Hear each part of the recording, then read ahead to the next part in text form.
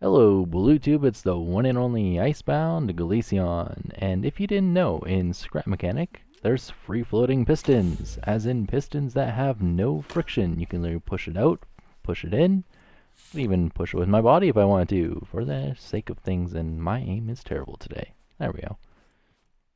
But if you didn't know, if I set one of these to a low speed, giving them a variation in their power, or I guess their speed, it actually allows them to fight each other. So I can push it out, it will stop, and I can pull it back in. And this can go as far as I want it to. And it will stop anywhere in between. And obviously it still has the no friction value.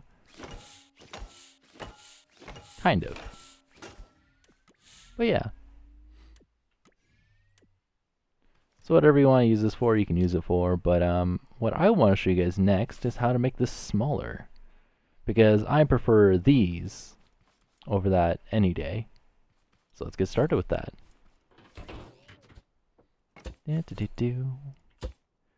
Max, we're going to leave this on low because we're going to make the extendable and non-extendable version. We're going to drag a block in there, break it, and reduce it down to a single block piston. Right?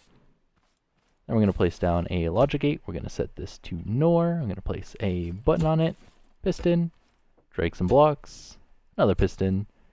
And essentially what this part is, it's the same thing as using a controller and a bearing and moving something out of the way. It's, you know, the old method for glitch welding. It still works, which is wonderful. So I'm going to break that, extend that. I'm going to grab this, weld it on there. And then I'm going to place down a button. I'm going to connect this to there and this to that. And I'm going to put it back on a lift. I'm going to weld these two together. I'm going to delete these, because again, those are just to glitch welded in there. Place a block, and I am now done. See, and I'll show you this works. So I can extend it, it'll stop, and I can retract it back in. And again, if I wanted to, I can find that pesky piston that was set to, low speed, and I could set it back to high. Or I could just make another one that has, both set to high speed.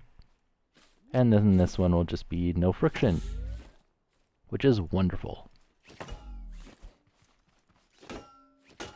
Oh, if I can hit things with a hammer today. But yeah, if this video was helpful, hit that like button. If you didn't like it and or it wasn't helpful at all, then I don't know why you guys are watching. There's so many YouTubers that do this kind of stuff better.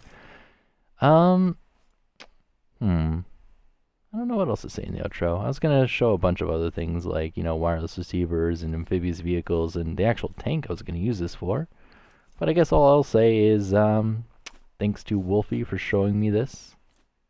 If it wasn't for him, I would have actually never known about this. So this is a really cool mechanism to know.